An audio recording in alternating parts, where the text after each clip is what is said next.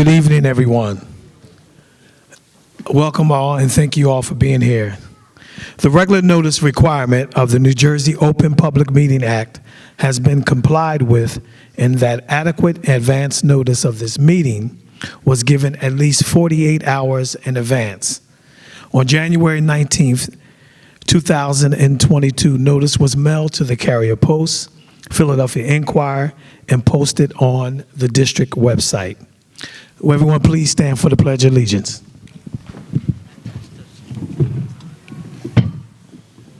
I pledge allegiance to the flag of the United States of America and to the republic for which it stands, one nation, under God, indivisible, with liberty and justice for all. Thank you, and we request roll call, please. Ms. Alvarez, Ms. Gillespie.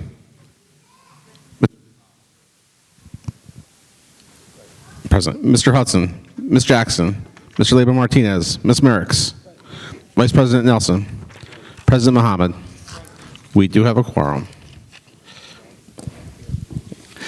At this time, I'd ask for a motion for the board to adjourn into a closed executive session for matters of safeguarding public property, safety and security procedures, as well as attorney-client privilege for the reconsideration of the NJ CUSAC results.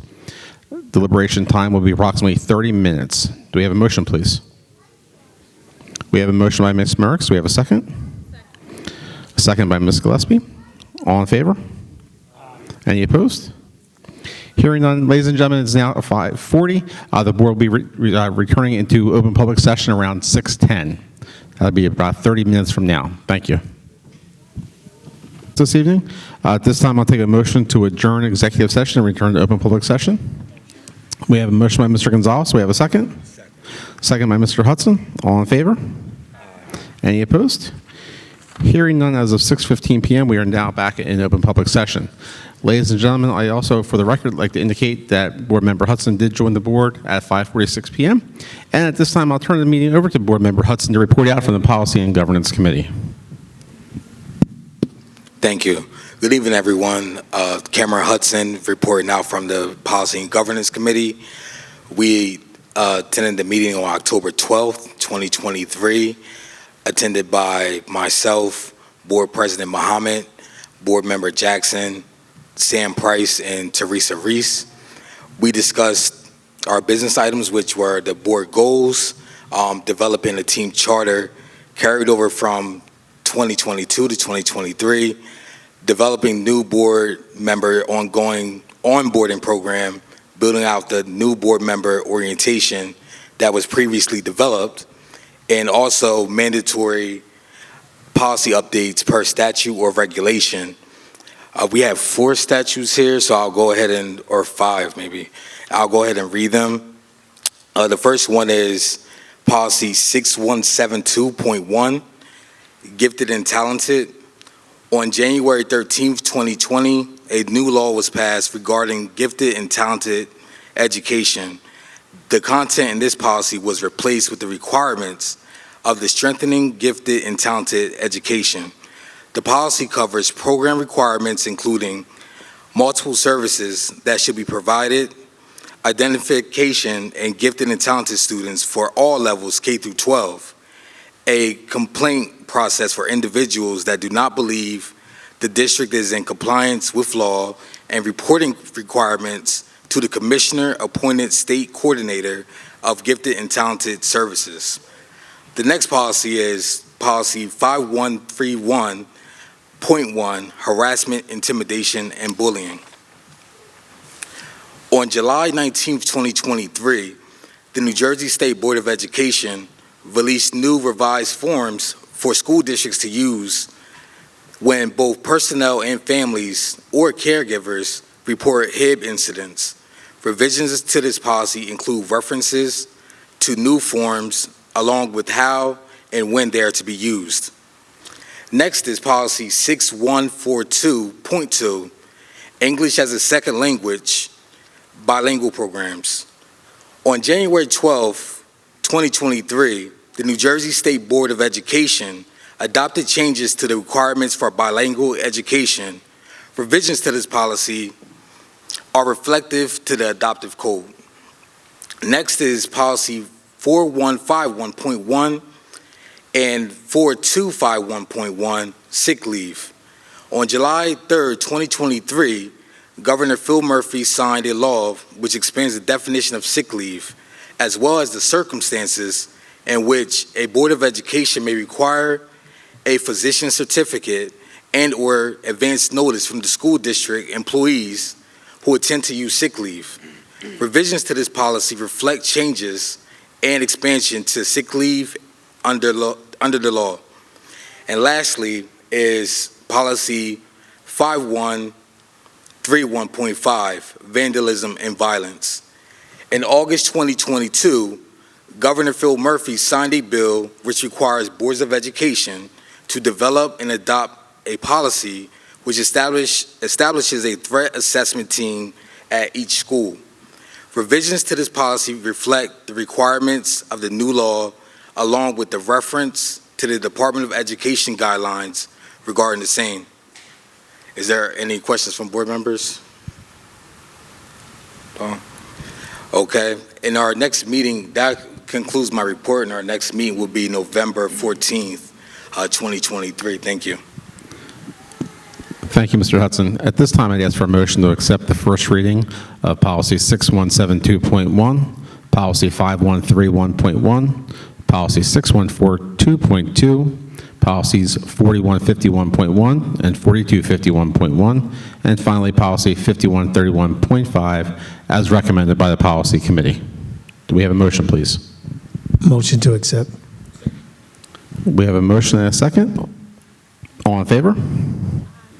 Opposed? Hearing none, these policies will be again on the board agenda for the second reading and final adoption at our November board meeting. At this time, I'll turn the meeting over to the superintendent for the superintendent's presentation and introduction of various performances. Thank you, Board Secretary. At this time, I'd like to invite the board to transition down to the first three rows for our special presentations. Thank you.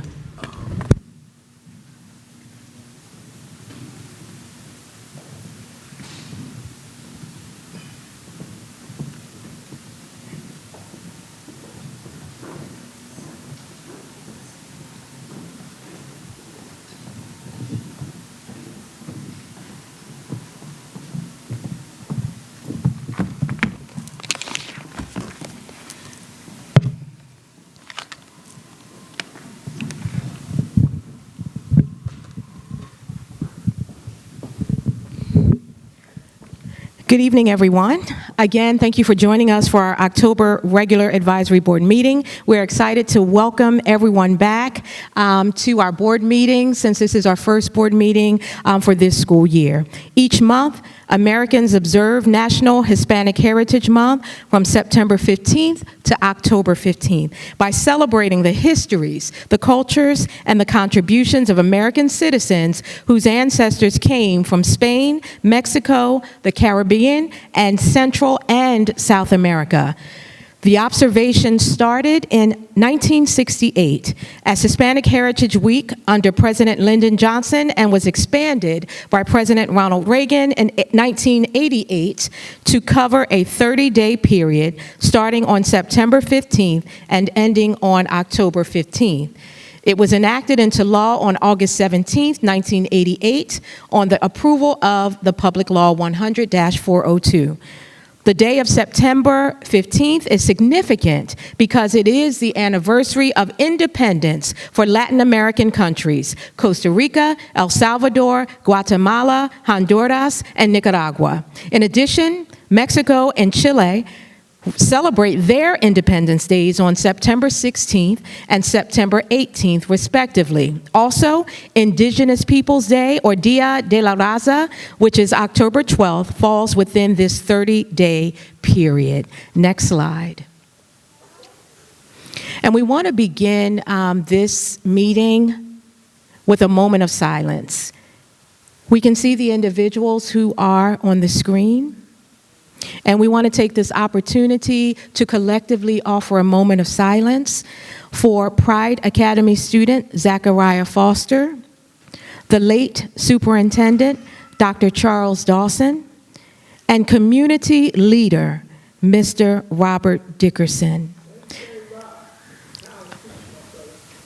And we also would like to include in the moment of silence, though not listed on the screen, for the children of the city of Camden.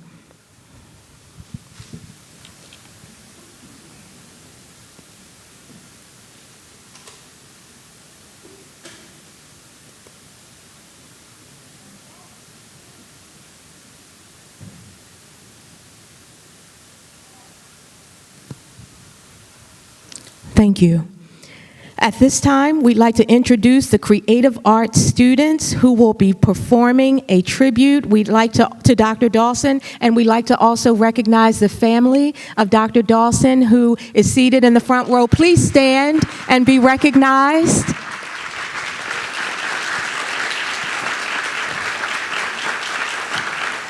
Words can never express our gratitude for the sacrifice and dedication of your family member, your father, just Dr. Dawson was so much to so many people in this room, and we are grateful just to have this small tribute. And you are in the capable hands of the creative arts students. Let's give our students a round of applause.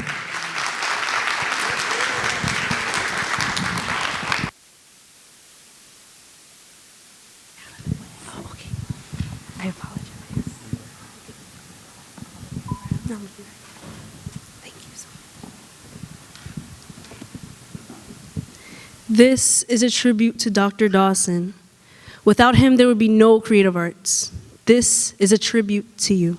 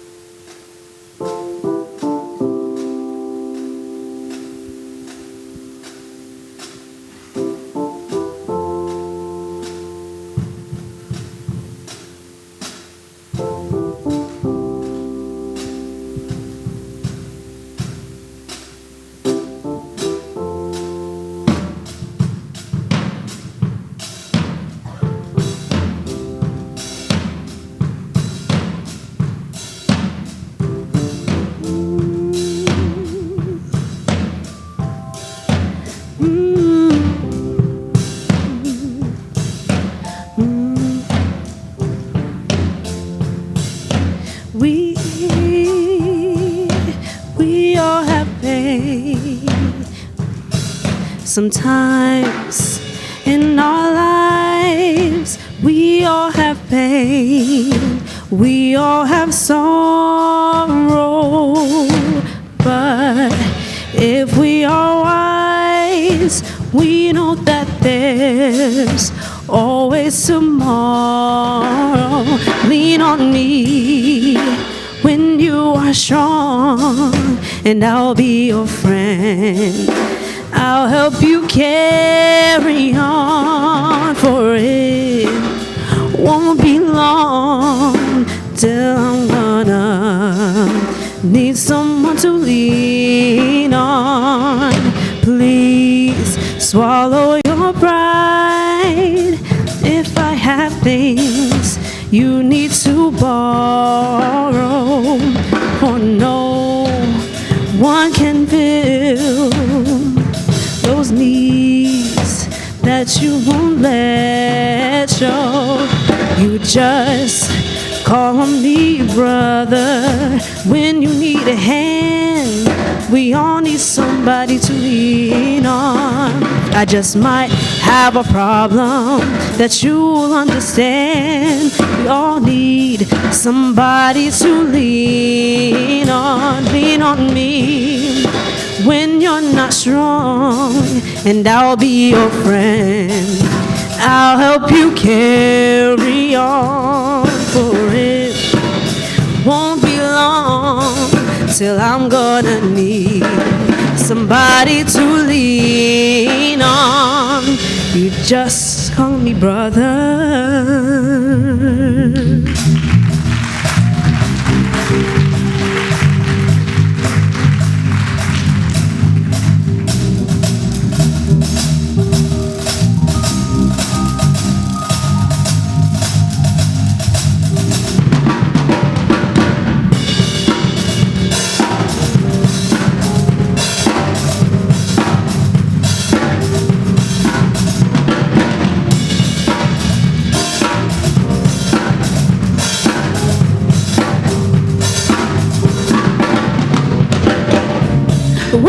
up in the morning, love, and the sunlight hurts my eyes, and something without warning, love, bears heavy on my mind.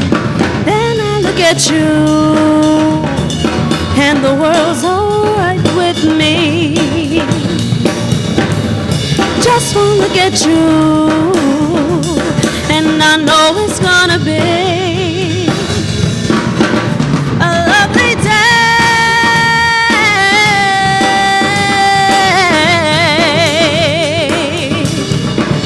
a lovely day.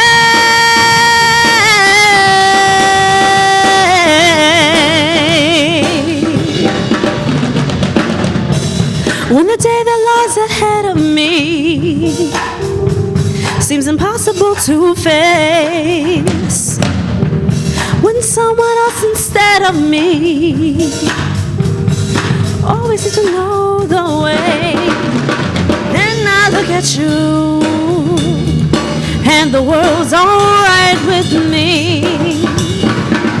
Just one look at you, and I know it's gonna be a lovely day,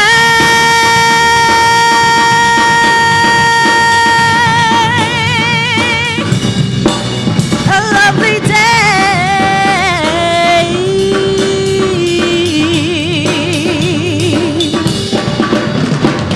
Then I look at you, and the world's alright with me. Just one look at you, and I know it's gonna be a lovely day,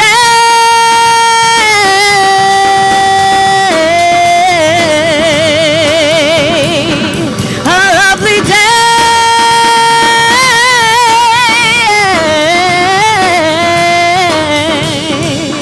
a lovely day.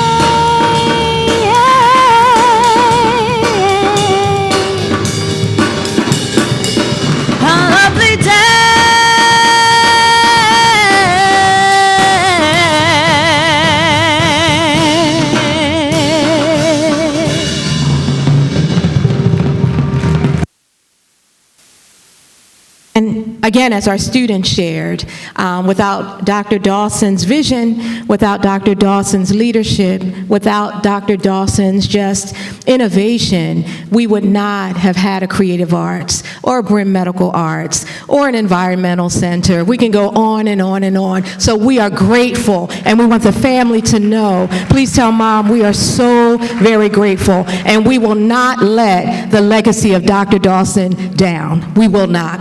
Thank you. Let's give them a round of applause. Thank you to the family for being here.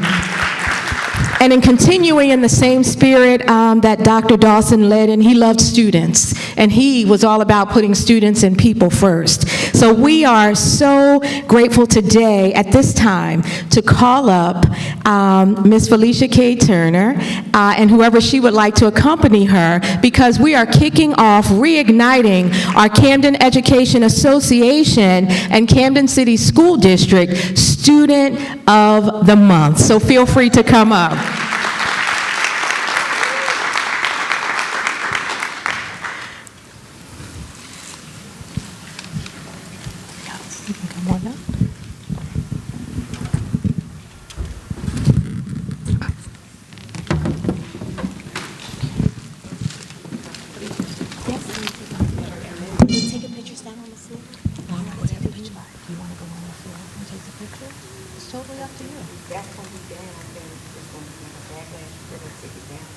That's fine.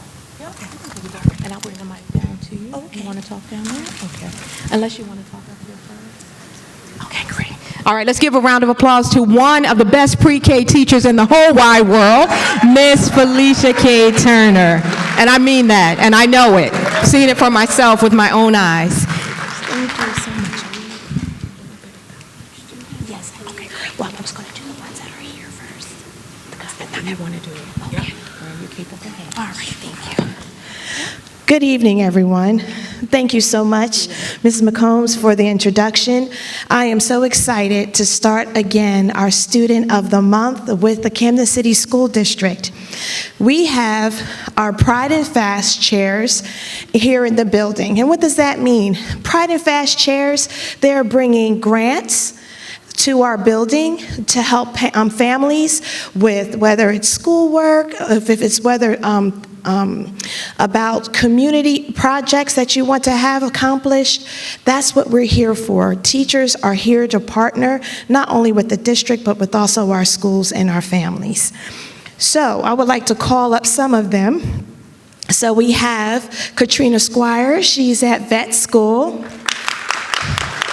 We have Dr. Denise Jones, she's at Dudley School. And we have Sue Bowen, she is also at Yorkshire School.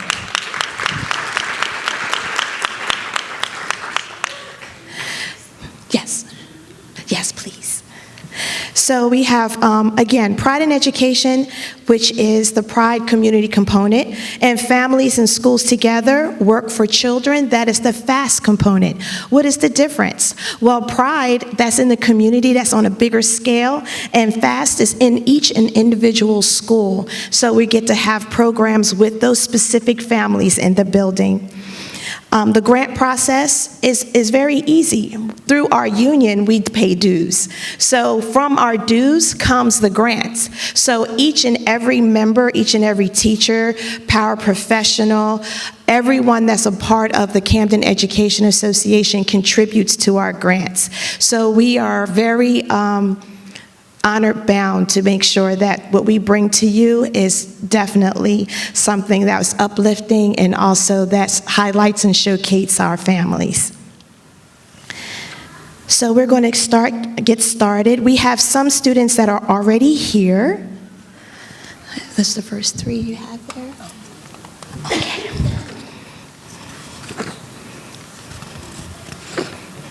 First, I would like to call up this beautiful little boy. His name is Caden Williams. The H.B. Wilson Student of the Month is Caden Williams. Caden is from Miss Price and Mr. Lee's kindergarten class. He is an absolute joy to have in the classroom. Caden is an absolute joy to have in the classroom. Caden is a hard worker, a good friend. Oh, I'm sorry.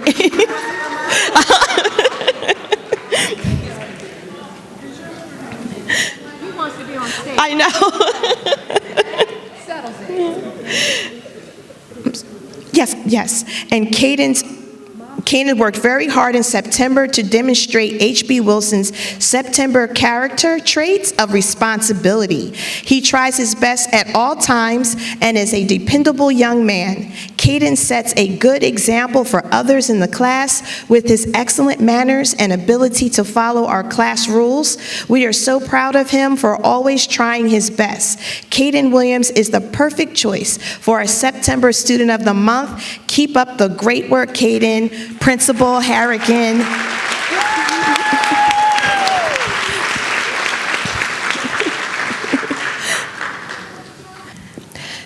Next, we will talk about Leilani Holly from Yorkshire Family School. Leilani is a motivated learner. She is also helpful to her classmates, and we are excited that she represents Yorkshire Family School. And her family can come on down front as well, please.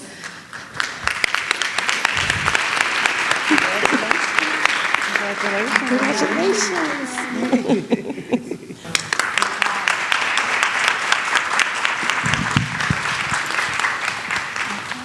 Next, we're going to talk about Stanley Gomez from Thomas H. Dudley School. Stanley has shown respect daily in both the classroom and school overall. He works hard to complete assignments on time. He will work with others if someone needs help, and he volunteers in class to share answers and responses. He is quick with manners, helps whenever needed, and offers a smile every morning. He has been a model representation of the word respect each day, and that is from Principal Ruiz.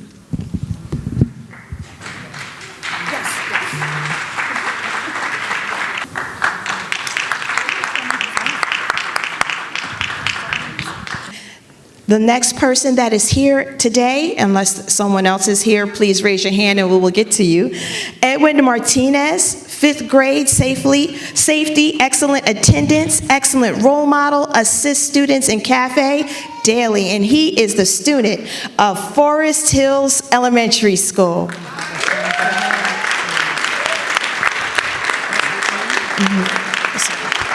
That's right, that's right.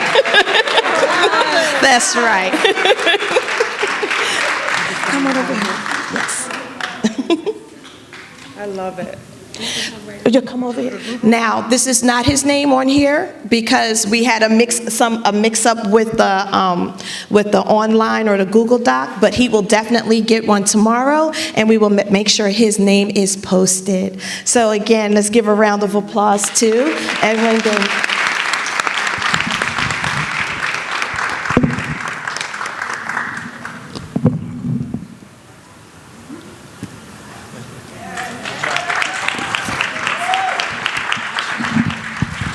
Have we missed any student of the month that is present in the building right now? Please raise your hand.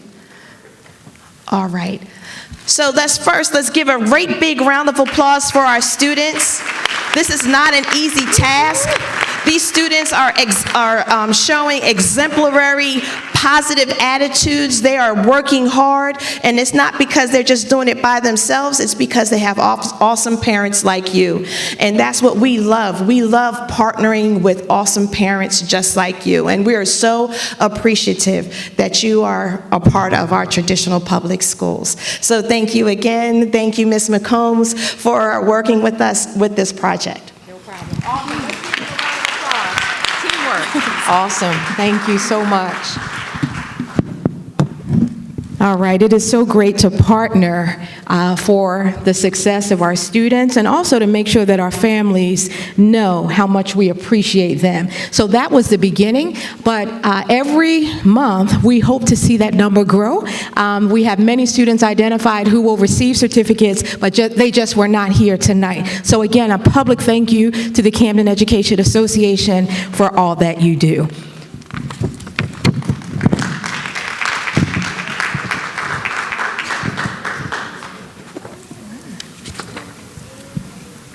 So now to take us back to the agenda for the remainder of our time together. So for our October focus topic, which you will see on the screen, we will be taking a look at our New Jersey CUSAC results and history, our NJSLA results, the spring 2023 administration, which we are required to do within 60 days of the receipt of those scores. We will also take a look at a few of our updates, which are very important. What's new in the classroom, attendance matters, parent attendance survey results, and also our Division of Talent and Labor Relations, just some key updates in the area of talent. And so again, without further ado, we will move to the next slide.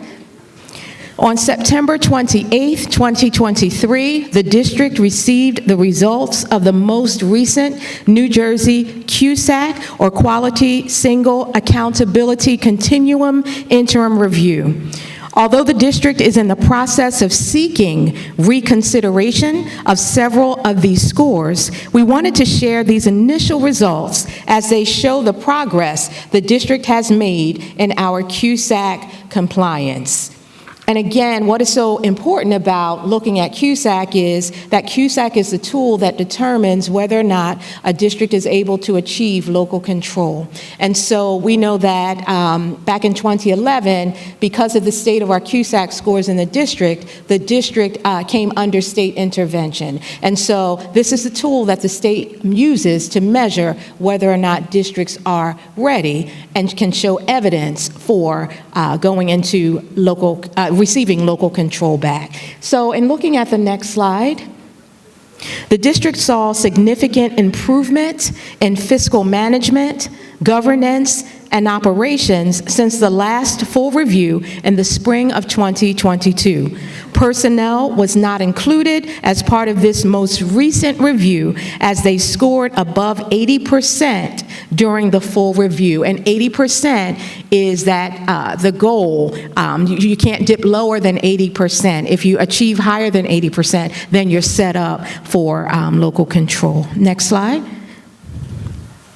And so just as a point of reference, what this slide shows is at the time, as I shared before, of state intervention, the scores in each CUSAC category were as follows. Instruction and programming was at 9%. Fiscal, 79%, but we also had a state monitor who was assigned to the district at that time. Governance was at 33%. Operations was at 47%. And personnel was at 19%. And that is in the 2011-2012 school year. And you can see, based on the areas that are circled and that I underscored on the previous slide, in the areas of fiscal management, governance, and personnel, we have met or exceeded the 80% threshold. The district is undergoing a full review of CUSAC during the current school year as part of its regular review cycle. We anticipate continued progress in the scores in all component areas, preparing the district for a return to sustainable local control. We will come back to the board and report out again as to the results of our appeal letter, and also to share any corrective action plans that will be put in place to continue our forward progress and improvement. Next slide, please. And so, as I stated before in the overview of the agenda, today we have to, by code, share the New Jersey Student Learning Assessment results for the spring 2023 administration.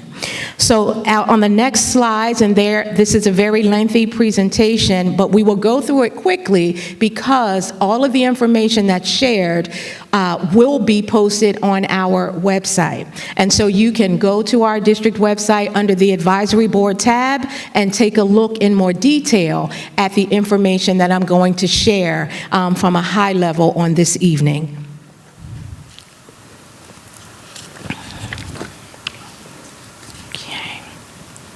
And so on this first slide, and you'll see lots of numbers on these slides, this is the template that has been provided by the New Jersey State Department of Education.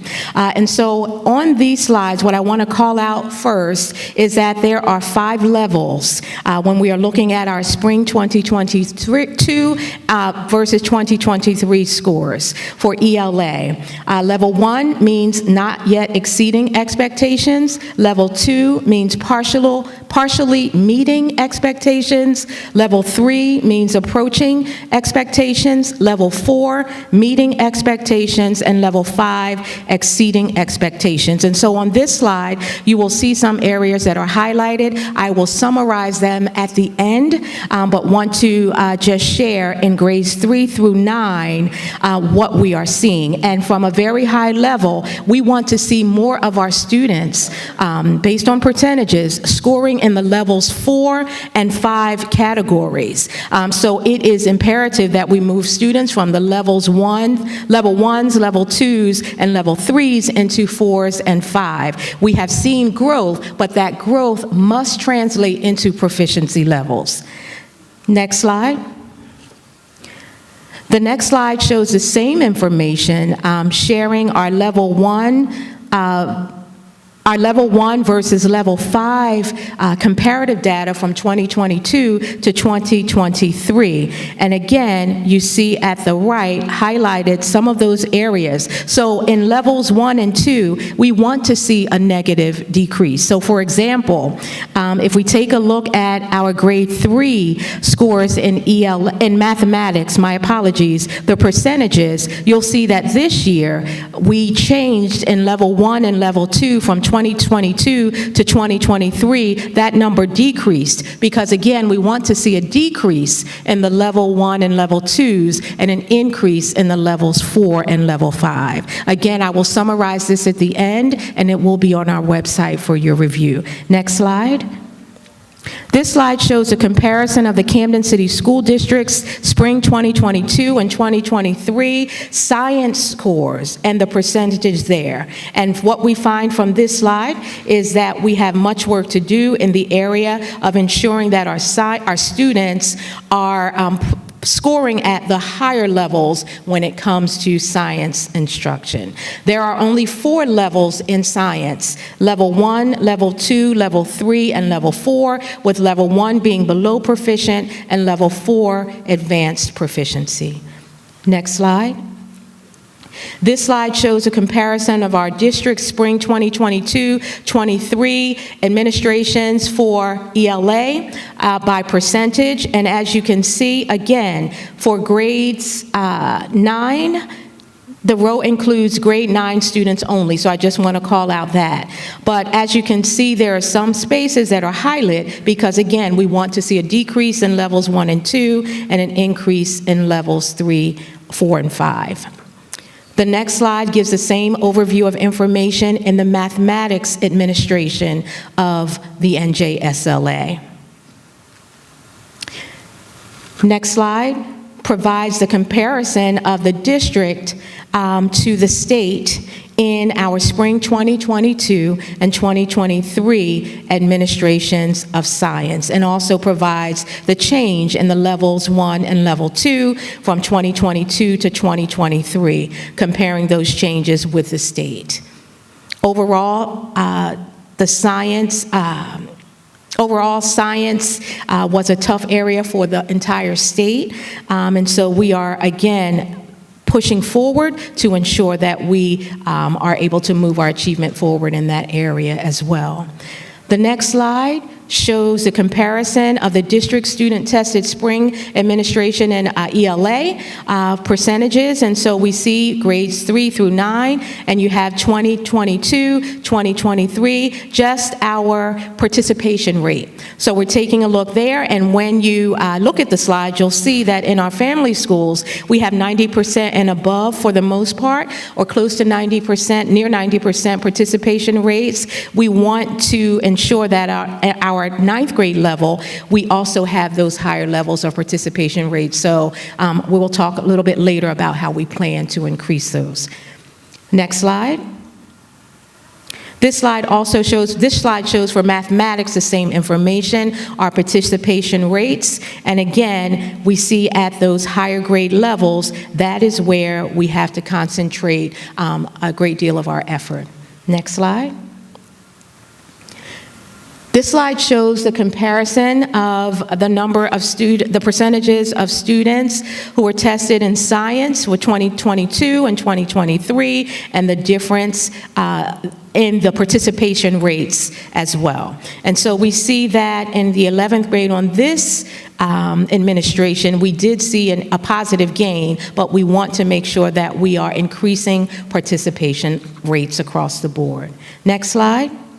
When we look at comparing our Camden City School District spring 2022-23, just focusing in on levels 1 and 2 for the English language arts portion of the assessment, this slide shows the district in comparison to the state for levels 1 and level 2. And what you will see here is that in many areas we decrease in levels 1 and 2, which is exactly what we want to see, but there were some increases, so we want to, again, it's pretty repetitive, move more of our students into those higher levels. Next slide. When we compare ELA percentages, levels 3 and levels 4 with the state, this is the comparative data that you see on this slide. Next slide. And with level 5 exceeding proficiency, we have a great deal of work to do to push our students who we know are capable of scoring in those higher areas to ensure that they are able to do just that. And so this slide shows a comparison of that highest level, level 5, between the district and the state. Next slide. In ELA. And this slide just shares some information that's important to note. It would have been on a footnote, but it was too much information to put at the bottom of the page. So for grade 8 data, some students in grade 8 participated in the Algebra 1 assessment in place of the 8th grade math assessment. So the Math 8 outcomes are not representative of grade 8 performance as a whole. Also want to just note Algebra 1, 2, and geometry data. When we're looking at that data, students in grades 11 and 12 were not included. And again, percentages may not total 100 due to rounding. I wanted to just call that out.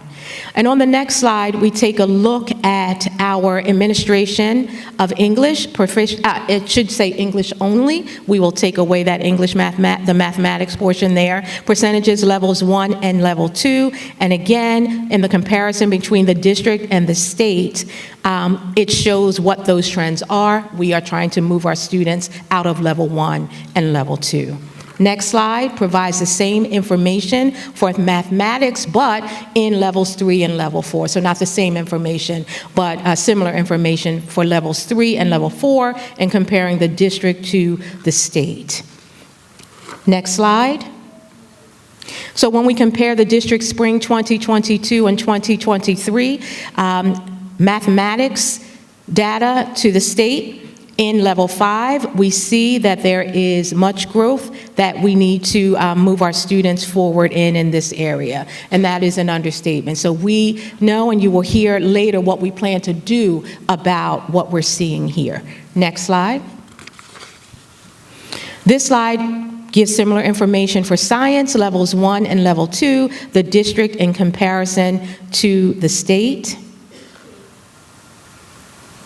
And on the next slide, we see the science comparative data with the district and the state for levels 3 and level 4. And so the next slide, we see school by school. On the left-hand side of the margin, you'll see of the chart, you'll see the school names listed, and here we show the English language arts grade 3 percentages.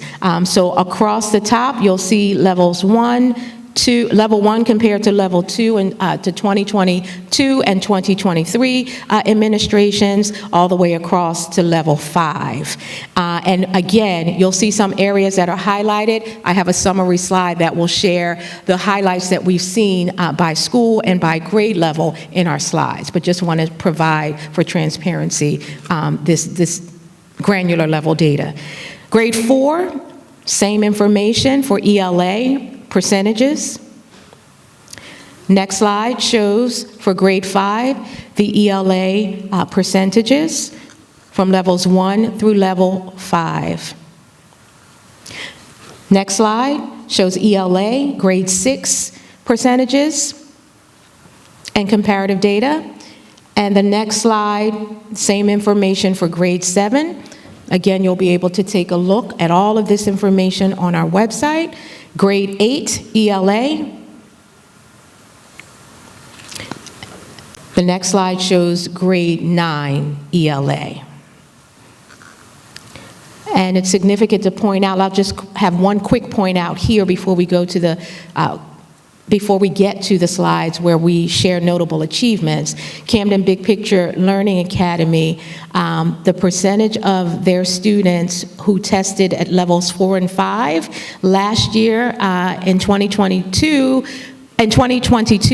year before last, was 7%, and they were able to increase that to 29% of students scoring in those higher areas. So again, that information, yes, will be called out for many of our schools who are represented here today as well.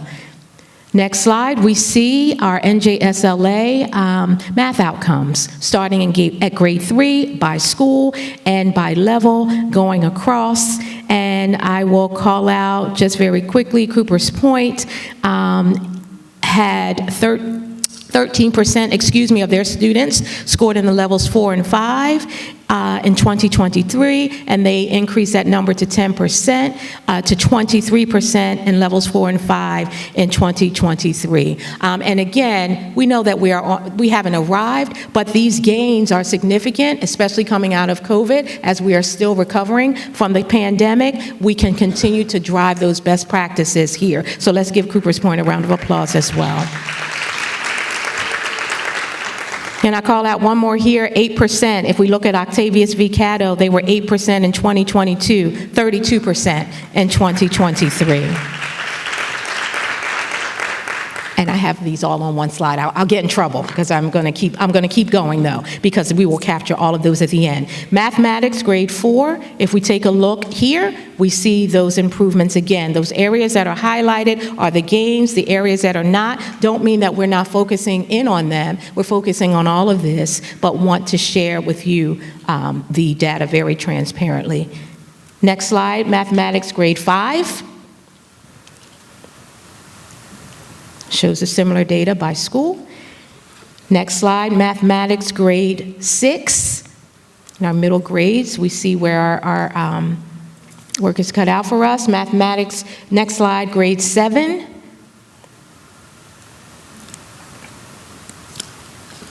Next slide, mathematics grade 8.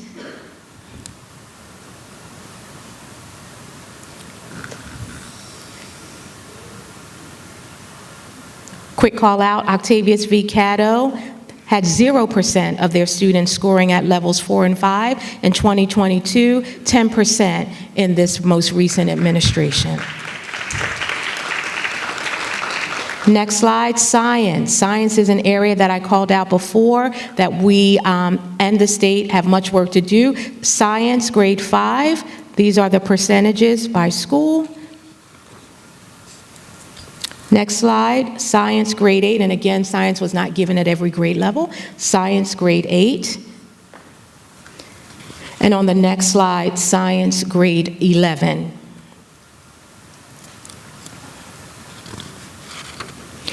So when we take a look now at our subgroup data on the next slide, when we take a look at our economically disadvantaged students in comparison to our non-economically disadvantaged students, what we see here from a very high level is that we still have more work to do because we want to make sure that there is equity regardless of economic status. So this just helps us to zero in on the data to, look at other strategies and approaches that we can utilize to make sure that all of our students, regardless of the socioeconomic status of their families, are achieving at similar levels. Even though all of our young people, the performance we want to see increased and accelerated, we also don't want there to be gaps between based on economics. Next slide. And this slide is our district subgroup ELA two-year comparison. So for our English language learners and our non-English language learners, again, we want to make sure that there's equity and that we are driving the supports, the instructional strategies to ensure that our English language learners are on par or, exceeding our non-English language learners, but that there's just equitable outcomes. Next slide. And our students with disabilities and our students without disabilities, the same holds true. So again, the work of equity, which we have been talking with our school leaders about, as well as our teachers, everything that we do should be driven by ensuring that there are equitable outcomes.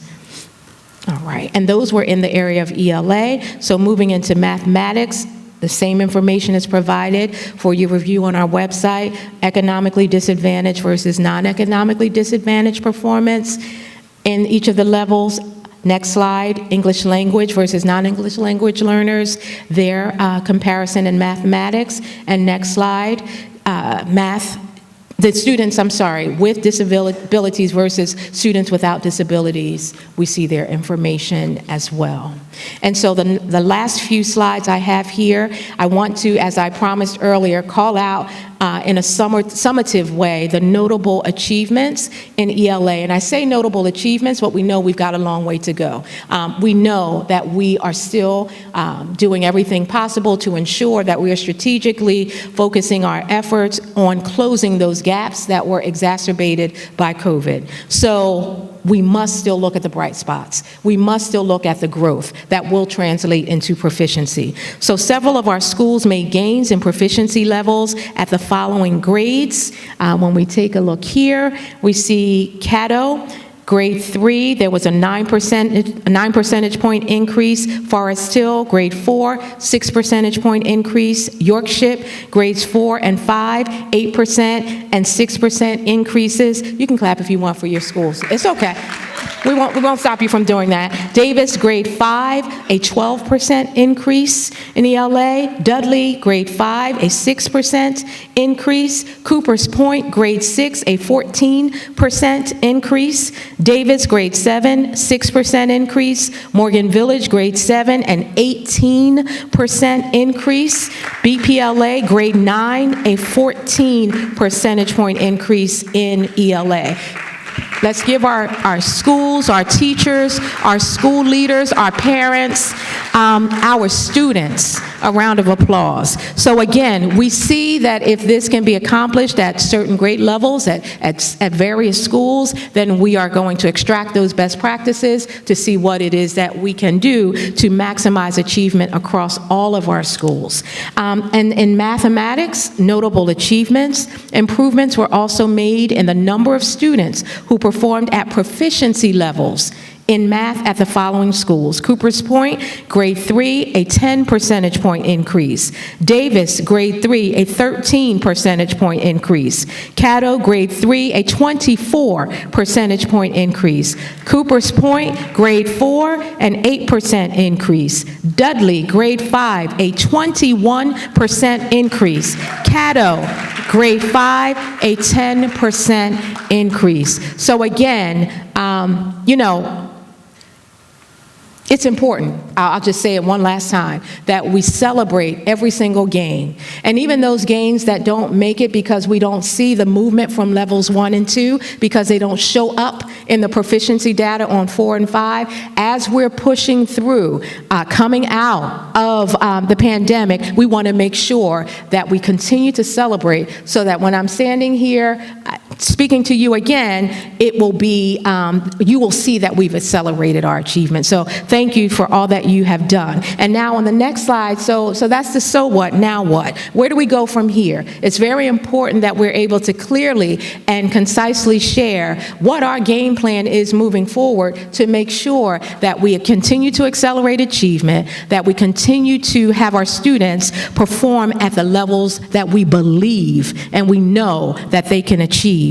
And so here are the 4 buckets of areas where we will be focusing. Data analysis, we are going to go deeper in triangulating the data, making sure that we're looking at data from multiple ways and multiple sources to pressure test it to make sure it's telling us what we need to know so that we can best help our young people move forward. Multiple data points, program evaluations, we're going to take a closer look at the programs we're implementing because we want to make sure we use the data to drive our decision making around what we continue to use and what we scale back on. Annual school plans, our teams have been working diligently. They turned all of their plans in on time. The state gave us kudos for doing that, but that's because of the wonderful school leaders that we have working with our central office team. So every school has an annual school plan that they are utilizing to make sure that they are laser focused on and driving improvements. And then prioritizing defining our anchor standards, those standards that are going to ensure mastery for our young people as we instruct them. The next bucket, instructional leadership, is so very critical, so we want to support our leaders through coaching, observation, evaluation protocols, professional development, as well as effective staffing. And that's not only coaching for our leaders, but coaching for our teachers, making sure there are walkthroughs that are occurring consistently, and we're using the walkthrough data to drive the improvements, so we'll know what key levers to push so we can maximize our achievement. Culture and climate, we, as you can see from the sign that I kept knocking over, and you should all know it by now, our pledge this year at the beginning of the school year, we have every student sign a pledge and every family as well. Attend today, achieve tomorrow. But we want them to achieve today. But we're just saying if you come to school every day, then you will have the opportunity to achieve. And I'll talk a little bit more about that in a moment. But if our young people are not in school, then they are not going to be able to achieve in the ways that they are capable of doing. Also, restorative practices. We have begun professional development and are working with a partner to roll out the district's customized restorative practices program so that we can ensure that we are engaging our young learners, but we are reducing suspensions, which we are already seeing a dramatic reduction in suspensions in this school year already, but we want to make sure we're restoring and not just casting our young people aside who have challenging behaviors. Positive behavior supports, and also our New Jersey tiered system of supports, which is our the way that we, in a tiered way, intervene for our young people who are having either academic or social emotional challenges. And finally, in the final column, teaching and learning, curriculum review, a little bit of what I shared before with program evaluation. We are going to assess, make sure that our assessments are aligned to what it is that our young people are going to be tested on, and that we're spending the right amount of times on the right areas so that we can maximize achievement. Individualized student learning plans are being utilized in our schools and being rolled out so that we can ensure we're closing gaps on a very individual level for our young people. Before, after school, and Saturday tutoring. Team teaching, we have co-teachers in our lower grade levels, and also small group instruction, departmental awareness, and supplemental progress. So we'll be reporting out to the board on these areas and making sure that as we move forward, we're able to continue to improve. I just have a few slides left, so we can go to the next slide and we can transition back to the main presentation. Thank you so much, Sheena. Let's give Sheena a round of applause for all the work that she does. Okay, and so I just talked to you about teaching and learning and what we're going to be doing differently in the area of teaching and learning in order to move our students forward. I also want to show you the proof and the evidence of what we have already started to do. So on the next slide, we'll take a look at a few photos. So this, I didn't call out co-teaching.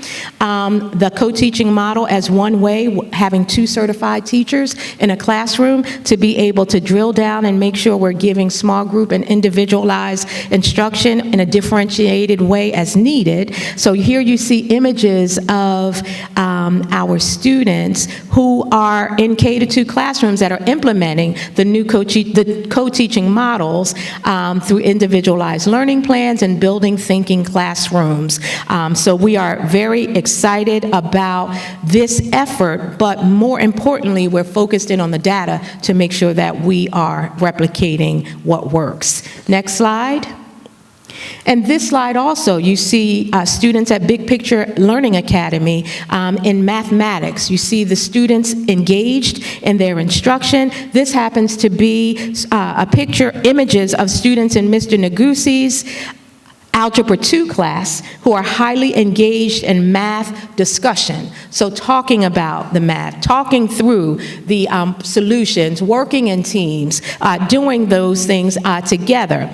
Our students are having heated conversations about math. You heard it right. So through these snapshots, all the pictures show what happened at the same time in the classroom. Students were either working with each other or working with the classroom teacher, Mr. Nagusi, to solve problems. Mr. Nagusi is using a strategy from the Building Thinking Classrooms in Mathematics book, in which students are leading the discussion. So the more we empower our young people to be in control of their learning, the more positive results we will see. So we will continue to share more information across our classrooms so you can see our young people and our teachers in action. And the next slide, for the first time ever, inaugural, the Upstream Alliance on the Delaware River field trip. Camden City School District students experienced a day on the Delaware River. From the moment students went aboard the boat, they were engaged in activities to learn about the areas around the Delaware River. They began with a scavenger hunt style bingo in which they had to look for wildlife and monuments along the Delaware. Then the floating classroom activities had students collect water from the Delaware River and conduct experiments with the water. Students analyzed the water and determined that the water was safe using various chemistry tests. Then students were immersed in the water and searched for fish. They were out there. With the help of their Upstream Alliance teachers, students could discuss the types of fish that they captured. And I could just go on, but it was wonderful.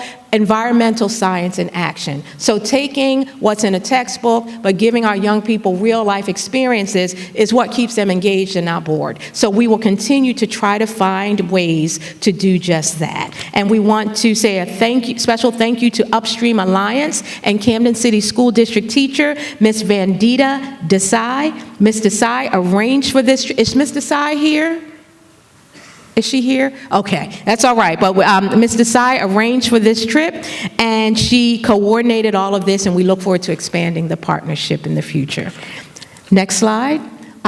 So coming out of a heavy, lengthy conversation about assessment results, we want to make sure we don't forget there are many different assessments that our young people are taking for many different reasons. So we started in the Camden City School District the PSA testing today, and it will run through Thursday the 19th for our 9th, 10th, and 11th grade students. The PSAT is an assessment that acts as a baseline for college readiness that allows our students to check in on our district to check in on our students' academic progress. The test, again, as I said, will be administered today. It was through Thursday. Today through Thursday, the 17th, and I believe if there are any makeups, it might extend a little bit more. But we are providing this test in school during the school day, so there is not an issue with regard to access, with regard to being able to pay as well for the test. So, and parents, please ensure your students get a good night's sleep, that they're in school on time, that they're eating well. It's very, very important for you to do that.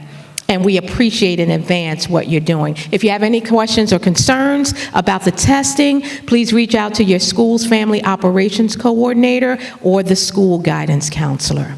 And the next slide, with regard to attendance, I can't stress enough how proud I am to see each and every school embrace our Attend Today, Achieve Tomorrow initiative in our district. As I said before, if our young people are not in school, we're not going to be able to move the needle on achievement, and they're not going to be able to experience the rich social experiences that are needed as they develop. So this slide just is the next slide is a reminder of why attendance matters. When do absences become an issue?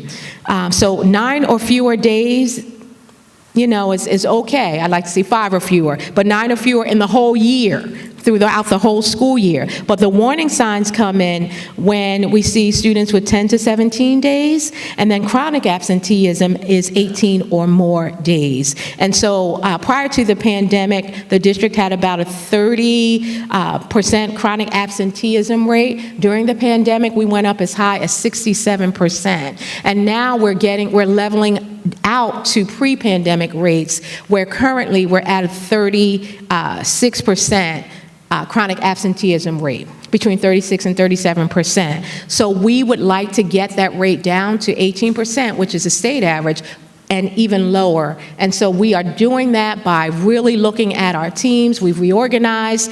We have different initiatives in place, and we are making sure that our young people are also incentivized, and there's excitement brewing around attendance. So on the next slide, you'll see what's also important is that we have our young people engaged again. So any student who may have dropped out for any reason, whether it was during the pandemic or last year, we are always open here in the Camden City School District for our young people to come back and be re-engaged. As a matter of fact, we had a young person today who decided to come back to school. Yes, it's October. They haven't been in school since last year, but the more we talk to young people, develop relationships with them, care, then we can connect them to the resources and supports so that they're able to be in school, which is the safest place for many of our young people to be. And so if you know of a young person, this is my plea that I will have up here every single board meeting. Take the number down, 856-966-2507. Any young person between the ages of 14 and 21 who've dropped out or fallen behind, we will help to connect you, whether it's in district or with other partners, other resources, so that you can make it across the finish line of earning your high school diploma. So again, drop back in. We want to see you. We want you to be here. And the next slide shows the various ways that you can connect in order to drop back in. The Wiggins School, which Wiggins School, which was closed a few years ago, has been repurposed into a re-engagement center, but also a hub with many resources for residents throughout the city, but it's particularly located in that Landing Square neighborhood so that there are safe places that our students can go, and if they want to be re-engaged and they don't want to come to a school setting, that there's another place for them to do so. We have our Solution Center, the number I called out. You can call 856-966-2507. If you want to be engaged, or if you're new to the nation, a newcomer, someone needs support, just connecting and getting their child into school, the Welcome Center at Veterans Memorial School is staffed. And you can go to Welcome Center at camden.k12.nj.us or 856-966-2434. And again, can't underscore enough that in addition to the engagement services offered through our Solution Center and the Welcome Center, we have partnered with the Center for Family Services to operate a new Wiggins Center. They are leasing the space from the district, so the district still owns the building, but it's just been repurposed in a way that will help our community. This center will provide our families with connections to employment, mentoring, fiscal management, homework help, and many more support services, including the re-engagement center I referred to reconnect students to education and employment opportunities. Next slide. And so at the start of this year, as I shared, we launched our Attend Today, Achieve Tomorrow initiative, but we wanted to find out what our parents thought. So, we can have ideas as educators as to what are the barriers to strong and steady attendance. But we wanted to hear from our families. So we did post on our website a survey that's been there since the beginning of the year, and we have been able to get many responses from the survey. And so what is so very important is that we are able to utilize the data that we capture to shape our initiatives, but also to inform us as to ways that we can better support our families to be in school every day and decrease truancy and chronic absenteeism. The next slide shows the results of the parent survey regarding attendance. You'll see the questions or the categories on my left-hand side and the graph going over to the right. This graph represents the responses that our families who participated in the family attendance survey gave. The blue line represents the number of respondents who agreed. The green line represents the number of respondents who disagree, giving our parents voice, and so we can hear them. As you can see, illness was the #1 reason why our families believed students missed school.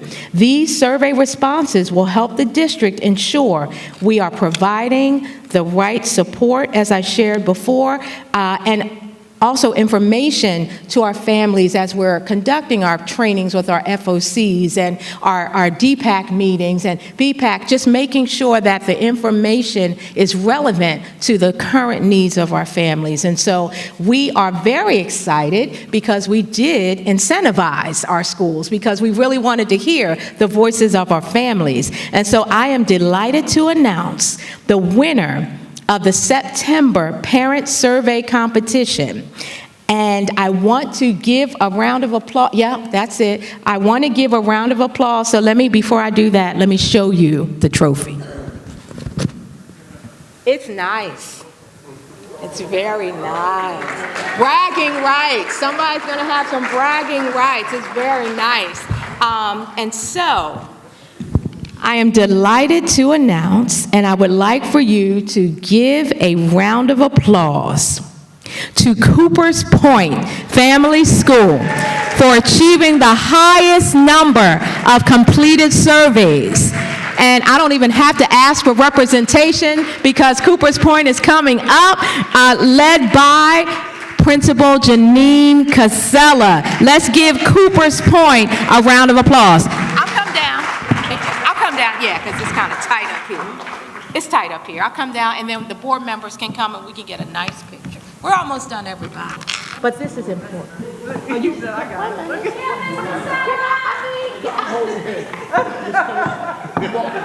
I did. I walked your family to school, and it was great. Thank you. Oh, I love it. Congratulations.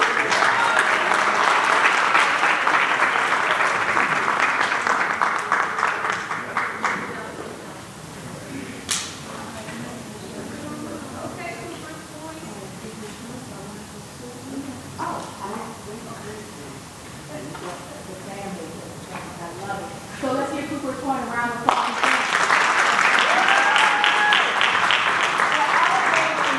Parent voice and making sure they did everything possible to get their parents involved. Okay.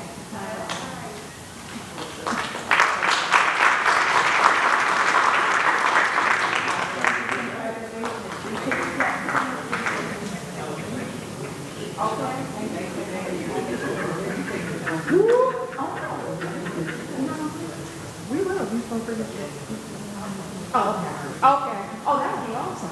Excellent job. Excellent job. One more time.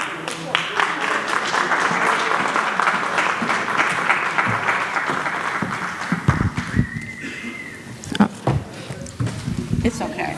I'll pick it up later. It's okay. And then finally, just 2 more highlights. October is National Bullying Prevention Month. So we want to always make sure we take every opportunity, and not just during this month, but to make sure that we recognize the impact of a safe and caring environment and what that impact has on student achievement and social emotional development. So again, to foster a positive school climate, our school counselors work to identify and remove systemic barriers that hinder a safe and caring school environment. So again, we will be highlighting National Bullying Prevention Month with many different activities for our schools, staff, and student. And the next day just underscores that again. We'll be having a Unity Day to make sure that we are all focused on what we can do from our sphere of influence to make sure that we are reducing bullying. Next slide. And this slide just shows, and it'll be on our website, at a glance at each of our schools, the District Parent Advisory Council meetings, when those meetings are being held at each school. So please take a look. The district-wide Parent Advisory Council planning meeting will be held October 18th from 4 until 6 p.m. at Caddo School. We as a district are looking for leaders for our parent committee, our district parent committee, Election information will be provided in November. So every parent will have the opportunity to vote on the leaders that you want to have to represent your voices as parents, so that we can make sure that everything we do is aligned and is supportive of what you, as well as the district and the board, want to see happen for our young people. And next slide, just some DTLR updates. You see the information on the board. Our team has been working diligently to close teacher vacancies, but we know we are still in a crisis, so to speak, when we talk about the national teacher shortage. So we have been working diligently. Our DTLR team has been working on innovative partnerships with Rowan University, Camden U, as well as we have a meeting, another follow-up meeting with NJCTL to figure out new ways and new pipelines to get our positions filled. And so we will continue to share that information with you. And not only, next slide, not only is it important that we recruit, but we want to retain great talent. So this is another plug for our Camden Connecting program. The Staff Connections program is a permanent initiative designed to deepen staff connection and investment in the district. There are committee members who share what their experiences are like working for the Camden City School District, whether they are central office, staff members, teachers, et cetera, so that we can make sure we're doing everything possible to make sure we are, as Ms. Reese always reminds me, the best employer. We want to be the best employer so that our staff members do not want to leave. And so we look forward to sharing more with you on the Staff Connections program. And one highlight only for us, this is our Hispanic Heritage Month celebration that was held over at Eastside High School.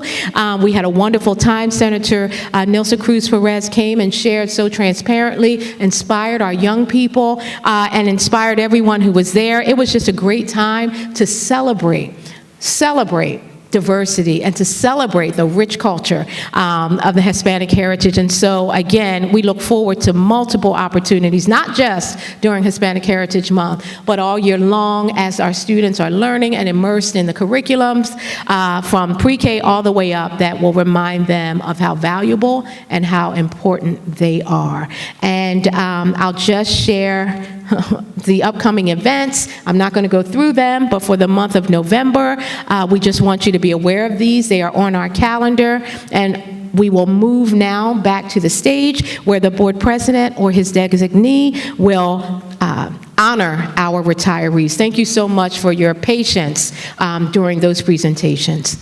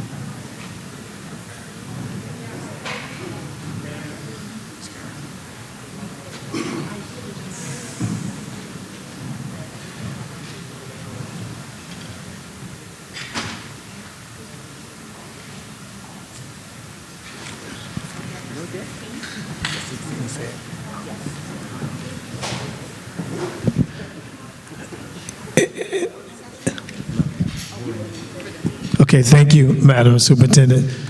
We're going to pass that over to Ms. Karen Marris.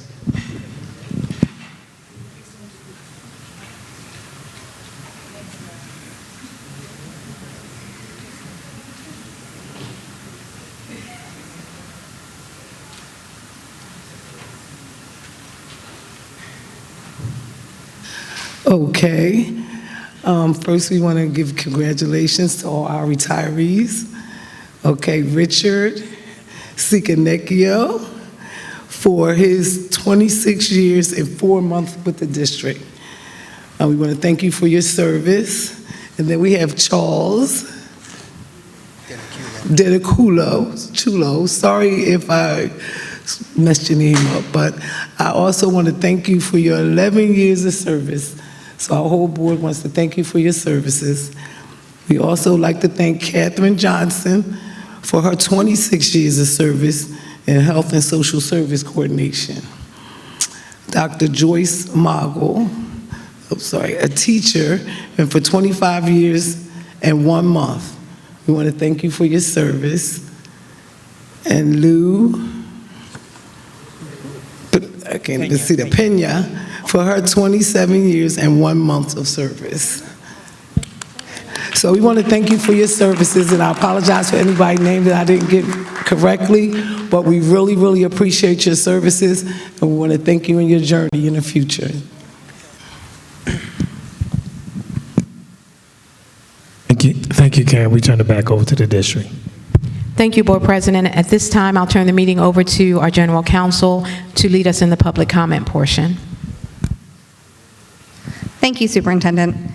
The Camden City School District welcomes the attendance and comments from all members of the public at its meetings. This public comment period is your time to present your comments to the board and the superintendent. Each person who signed up to comment will have 3 minutes.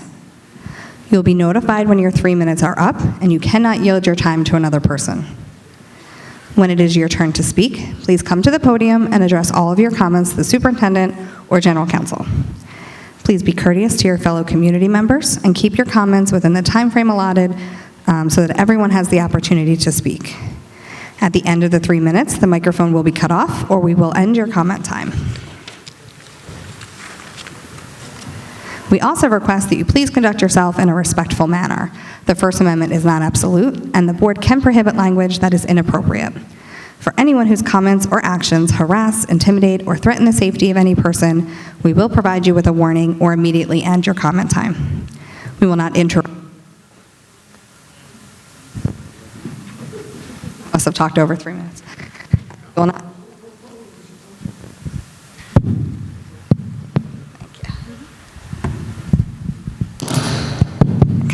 We will not interrupt you during your 3 minutes of comment unless we deem it necessary. If a member of the public speaks about a staff member, interruption may be necessary to caution the speaker of the danger of slander.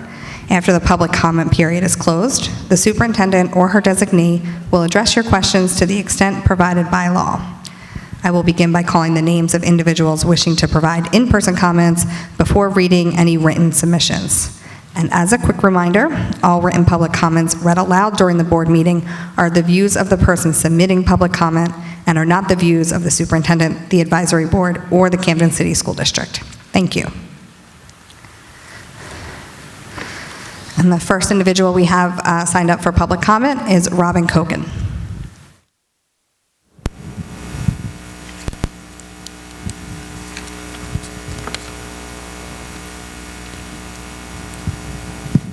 Hi, everyone. Good evening, Superintendent and board members. I'd really like to say, first of all, that I'm here as a school nurse for the district. I've been a nurse for 40 years. I've been a school nurse in Camden City. Thank you. This is my 23rd year, and public health, health of our children, and keeping our kids safe is really the message that I have for you today. I also want to say that I am the family member of both victims and survivors of gun violence. And so this information that I'm sharing with you is both very personal, but also professional as a school nurse. So, I'm talking tonight about safe storage of guns. This is an area that we can all agree is so important for our children. We know for our children to learn, they need to feel safe in school and at home. And if we know that they're instantly something we can do that could save at least 11 children's lives a day, it is safe storage, because that's the lowest hanging fruit. So, safe storage of guns saves lives, and we as a school community can be part of that solution. I'm going to give some statistics that are a little jarring, but we all go based on data, and this data really does need to inform our steps forward. Gun deaths of children has spiked 87% between 2011 and 2021, while child deaths from car crashes fell by nearly half. And that's because of the public health influences on keeping cars safe. Guns are now the leading cause of deaths of American children, and gun homicide, mass shootings, community violence, police-involved shootings while it is a universal, sadly, American threat, but in brown and black communities, gun violence is also a racial justice issue, with black and brown children 5 times more likely to experience gun violence than white children and teens. Almost 5 million children are living in homes in our country with loaded and unlocked guns, while more than half of all owners acknowledge storing at least one firearm unsafely, without any locks or other safe storage measures, and nearly a quarter of all gun owners report storing all of their firearms in an unlocked location in the home. Over 80% of child firearm suicides involve a gun obtained from home or that of a friend or relative, and suicide rates among children who live in homes with firearms are 4 times higher than among those in homes without firearms. And most unintentional gun shootings among children occur in or around the home, and most guns used... Thank you, Ms. Cook. That was my 3 minutes. You can share the rest of your comment with us through thank you. email. Thank you so much. I didn't know Thank what you. that noise scared me. I didn't know what that noise No, was. through email. If you want to submit Okay. it to the board, we'll make sure it's disseminated. Thank you. I'd only have a few more things No, to I'm say. sorry, you can't finish your comment. If you Oh, I want to can't. submit it in writing, you can do it, and we can make sure it's disseminated to the okay. board. Thank you. I just want to say one last I'm sorry, I can't let you comment anymore. Your 3 minutes are up. I'm going to call the next person up to the microphone. Thank you. The next individual signed up to speak is Ellen McHenry.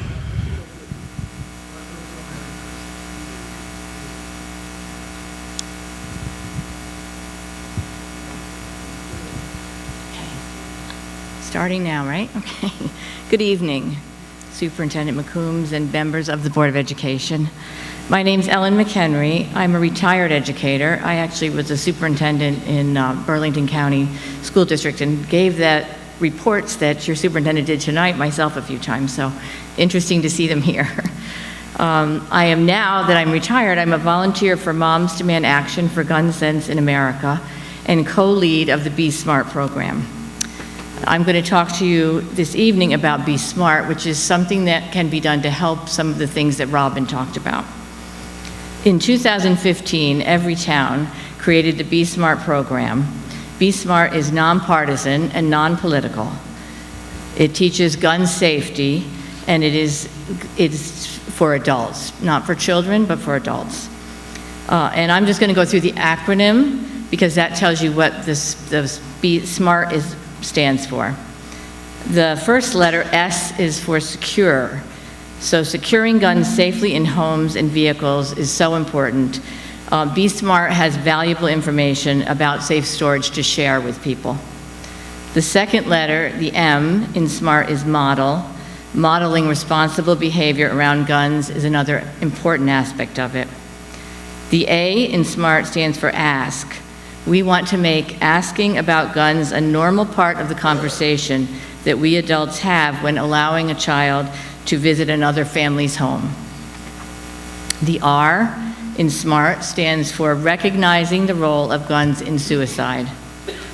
Finally, the T stands for tell. We want people to tell their friends, family, and colleagues the Be Smart message. Why is this so important? As Robin said, because guns are now the leading cause of death among young people in the U.S. It used to be car crashes, but the gap between car crash deaths and firearm deaths began to steadily narrow in recent years. In 2020, gun violence overtook car accidents to become the #1 cause of death for children and adolescents. In addition to being Hispanic Heritage Month, and I think it was Anti-Bullying Month, you probably know that October is also Fire Prevention Month. Most schools teach fire prevention and safety this month also. As a retired educator, who spent many years planning and participating in fire prevention activities, I started to look at why are we not teaching gun safety. And there are many more gun deaths than fire deaths. I'm not going to read it because I see I have 19 seconds left. But, so what can you do? In closing, as Board of Education members, what can you do? Two important things. Pass a resolution. Join the growing number of schools around the country that have passed resolutions requiring that student households receive information about secure storage. Okay. Thank you, Ms. Henry. And again, if there are any additional comments, you feel free to submit them in writing to the board, and we will make sure we pass them around. Thank you. Thank you. The next individual signed up for comment is Kathy McGeehan.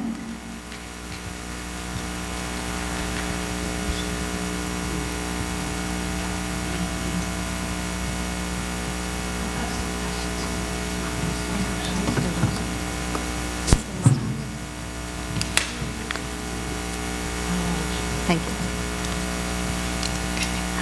My name is Kathy McGeehan, and I am currently one of the co-leads of the South Jersey Moms to Me in Action. We're a local group of moms, and I'm here to tell you a little bit about the organization because we're the ones that actually do the teaching of the Be Smart program. As a pediatric nurse for 50 years, I've seen gun violence from many perspectives. I've seen what gun violence does to the body, to people's thoughts, their impulses, and their memories. Trauma does not stop when the shooting does. It affects individuals, families, communities, and neighborhoods.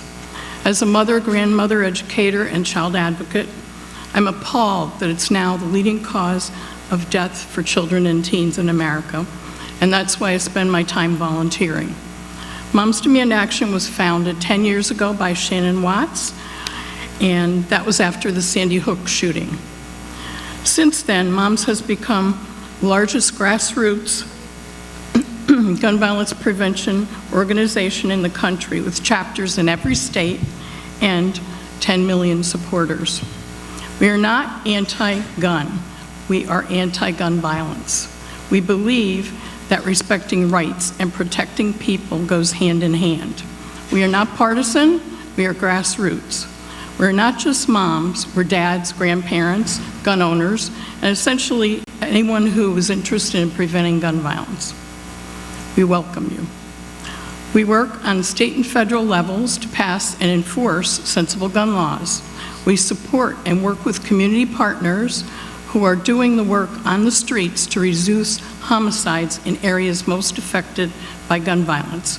We also work to identify and elect gun sense candidates, people who have committed to put gun safety as a priority.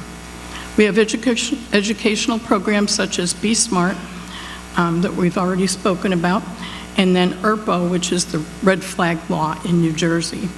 We support survivors of gun violence, and we give them access to counseling. We amplify their stories, and we connect them with other survivors. We honor survivors locally with our National Gun Violence Awareness Week. We celebrate Wear Orange. We have events. We've had them in Camden and surrounding communities. We have the support of the Camden County Commissioners, Cure for Camden, and other organizations in the city. We participate in city events, tabling, spreading our mission, and setting up the educational programs. We have partnered with many local communities and organizations in Camden. We work closely with Cure for Camden. We've given grand rounds at Cooper University Hospital.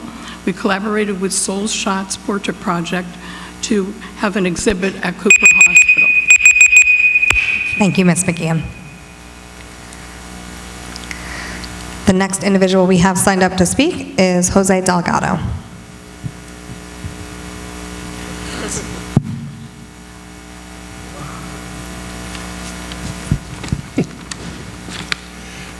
Good afternoon, everyone, or evening.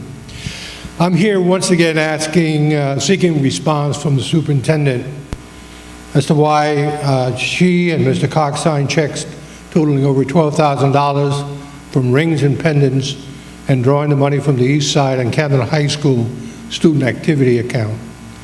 Funds that can only be used to finance student group activities by law, not gifts for gainfully employed adults. In so doing, the statutes, administrative code, district policies, regulations, and fiscal procedures were violated. To top it off, the superintendent gained materially from this unlawful use of the student money. In fact, some of the other 29 non-students that were given rings and pendants are here in this very room. At first, I was inclined to view the superintendent's actions as merely an oversight. We all make mistakes. I naively thought that once the matter was brought to her attention, you would reimburse the student activity account. That's why I sent the superintendent a letter in March. And in June, I spoke at this very spot about the matter. To date, the superintendent has not said a word to me about this matter. I am forced to conclude that the superintendent doesn't have a problem with treating student activity funds as the district's piggy bank. Commissioner Angela Allen McLean and her district representative, Dr. Charles Wright, are aware of this violation, and they seem to be okay with it. Individuals on the stage, people in the auditorium, those watching on TV know about this. But this city is so broken that adults are unable to lift a finger in defense of their children. This would not have happened when we had a functioning Board of Education, just like we would never have tolerated the wholesale recruitment of the AAU team at Camden High School. Each day, every student that violates the rules, not a law or policy, a rule, pay the consequences. Likewise, if any employee, including teachers, screw up, you hold them accountable. The people of this city are not responsible. They didn't hire you, Madam Superintendent. You're a state employee. The School District Advisory Committee is not responsible, though I wish more of them would say something in defense of their children in this matter. As it happens, this is not just about the misuse of $12,000 from student activity funds by a state employee. It is a question of trust, honesty, and professionalism. Why don't you give the kids the money back? Thank you. Thank you, Mr. Delgado. The next person signed up to speak is Carl Garnes.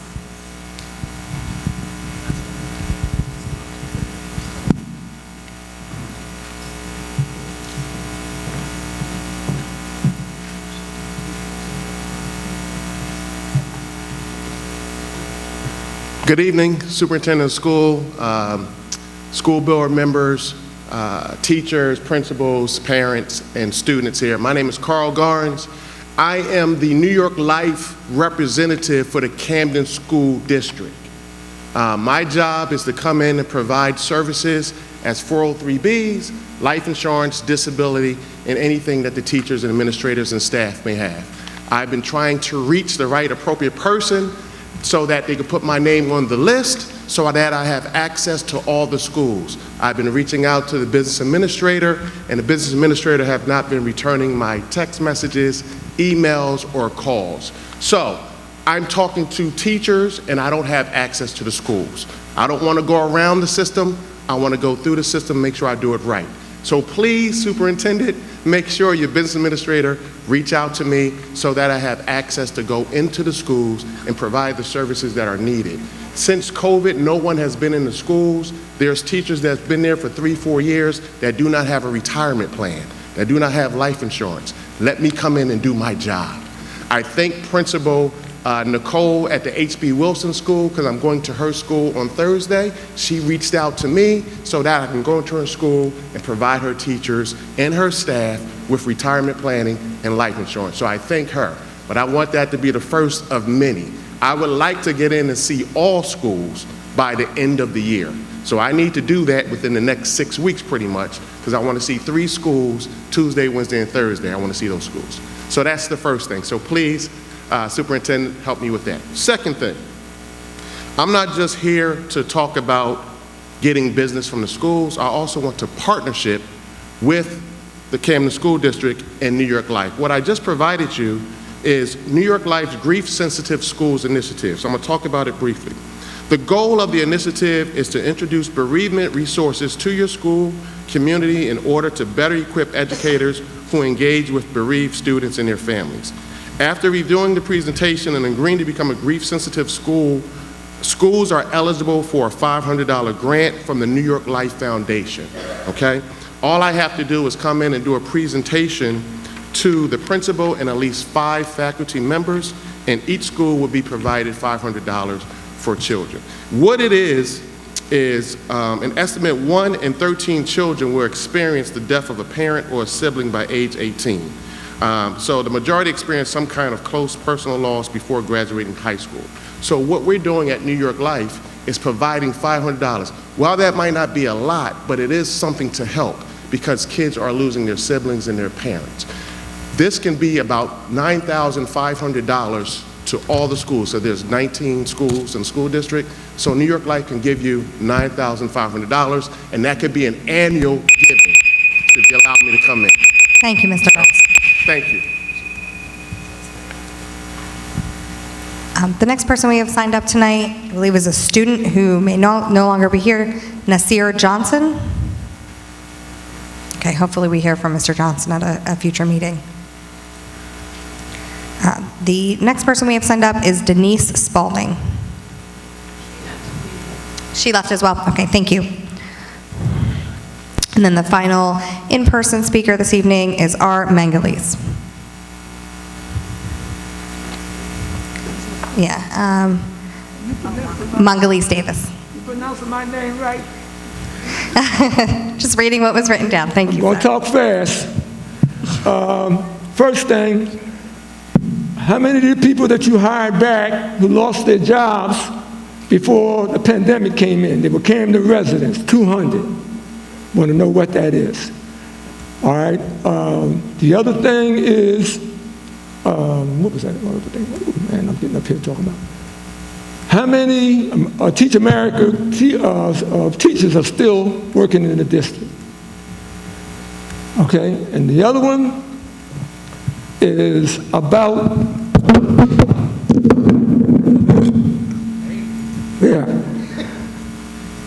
how many, oh boy, stop that clock.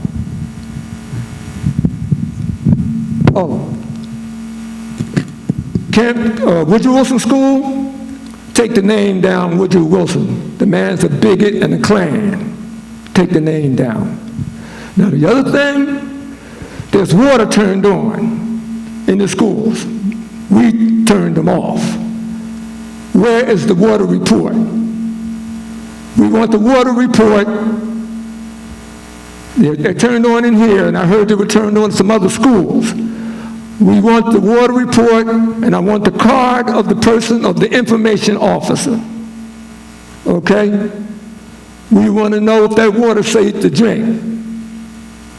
And if you're drinking safe water here, the shore and the community is not drinking safe water. American Water is going to take and remove lead pipes. And I asked them what neighborhood, he wouldn't tell me. That's the president. And he said he's not going to pass the cost on to citizens. That's a lie. American Water's been turning water off on people. That's why they put all those water meters at the houses. You turn your water off, they won't take your taxes. And then if you don't pay your taxes and the water bill, they take the counter off the house. Then they put the people out the house. We talk about homeowners. So how many people working up there is from the state? Nobody raising their hand? No state workers? I haven't been here in a while, so I see it's a lot of other people here. You don't have no people that are skilled. Oh, one more thing. I told you about getting a professional cameraman in there a while ago. You got a young boy in there, it's cool. Get a professional cameraman in there, okay? And what's happening with the TV? What's happening with the TV station? You've been talking about that for a year. More parents will be informed as you put it on television. Some of y'all going to sleep on us. Thank you, Mr. Davis. And get another sound. That's really. I agree with you. Try another sound. Okay? Thank you. Coming back on. I am now going to move on to the 2 written submissions we have this evening.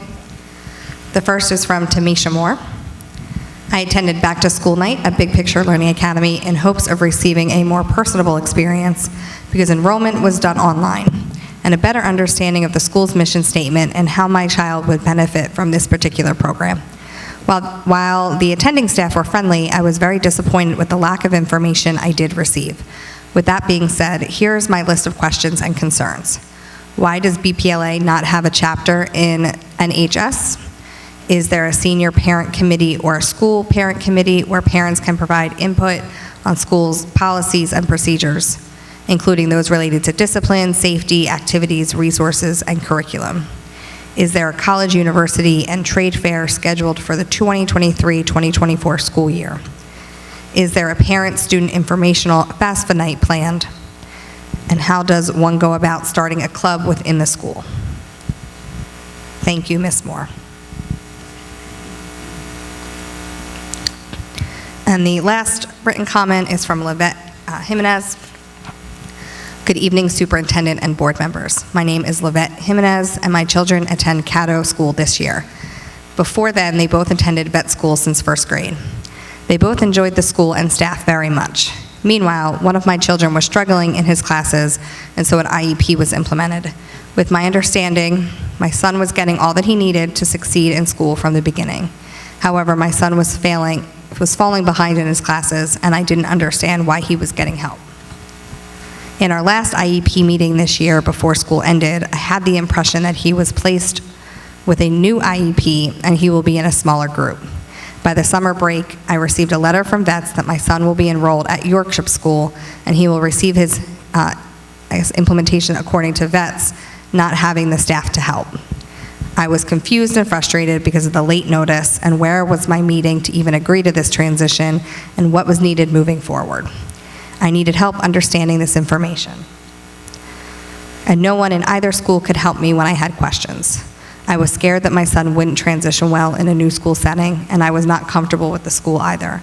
If he had to be in another school other than vets, I should have been aware of all changes at our last in-person meeting at the end of the school year.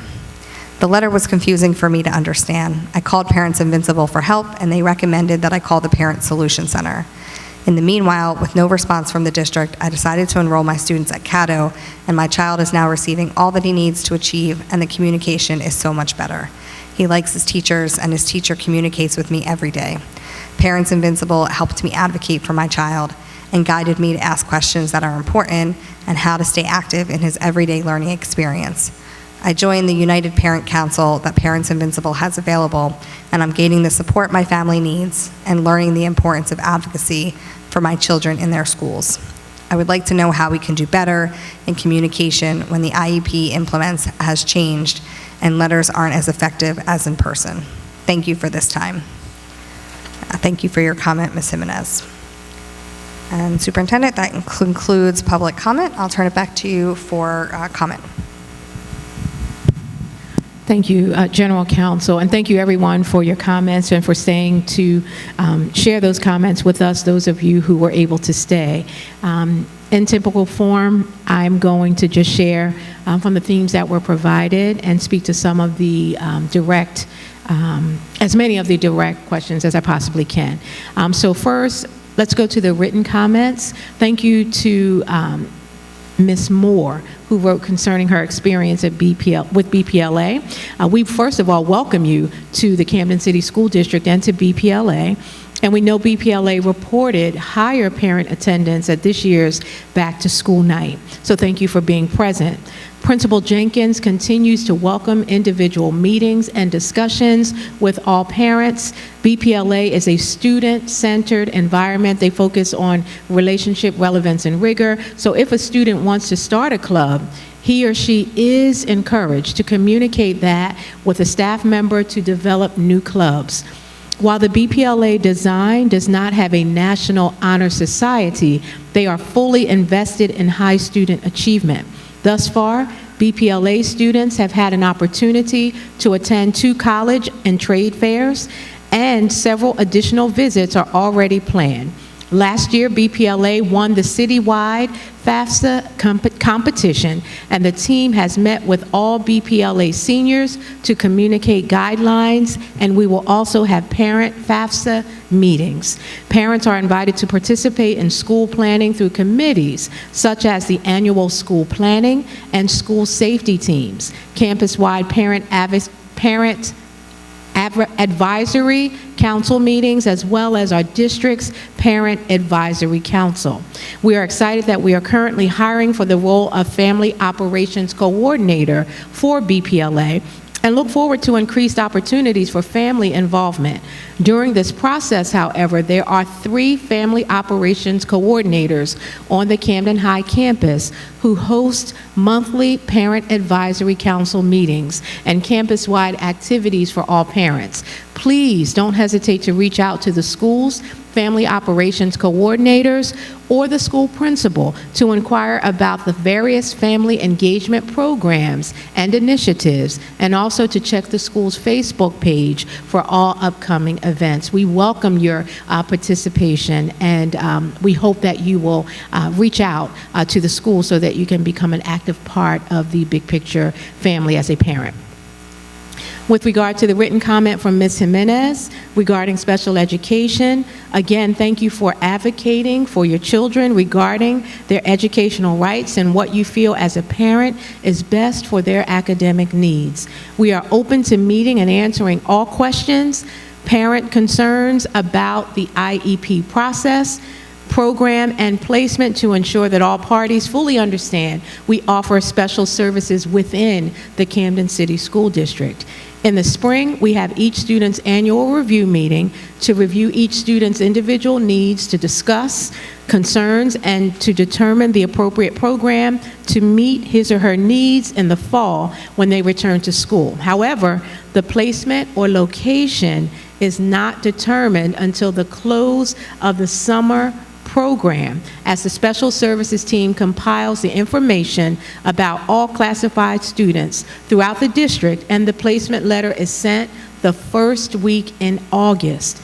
Please note your school child study team does not work over the summer, but Mrs. Landy, our Deputy Assistant Superintendent of Special Services, information is at the bottom of each IEP for you to contact her as needed.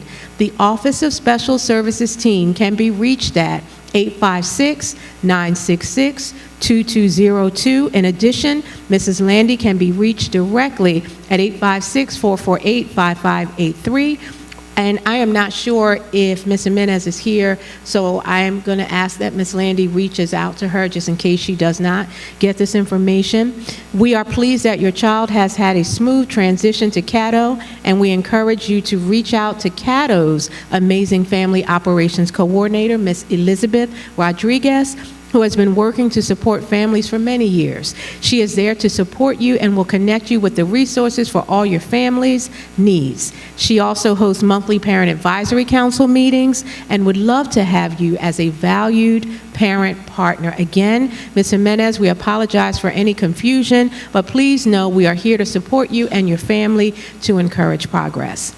With regard to the Gun Violence Moms in Action, the individuals who came to speak with us, Ms. Kathy McNair, former Superintendent Ms. McHenry, Ms. Cogan, Nurse Cogan, and I think I got everyone. If I missed someone, please forgive me. Thank you for sharing your passion and the information regarding gun safety, which continues to be a topic that we must all focus on as we work to make our neighborhoods, our state, and the world safer for all of us. My heart does go out to each of you and everyone who has been impacted by gun violence, and our hearts are with all victims. And I'll leave it there, but we are definitely committed to doing whatever we can to ensure that we raise awareness as well. Mr. Delgado, thank you for sharing your comments and remarks with regard to the rings. As you know, upon you bringing the matter that you shared to our attention, we investigated and found there were individuals determined to be ineligible to receive the token presented to our student athletes. We immediately took steps to ensure there was a reimbursement to both Camden High School and Eastside High School's student activity accounts, respectively. We then shared with you directly evidence of the reimbursement as you requested. You were provided a copy of the deposit slip per your Oprah request to demonstrate to you the reimbursement action was taken. So again, I may not have contacted you directly, but through Mr. Raymond Cox, we did provide the information that you requested, and we have placed that back into those respective accounts. New York Life, Mr. Garnes, I'm not sure if you're still here. Yes, am I saying that, Mr. Garnes?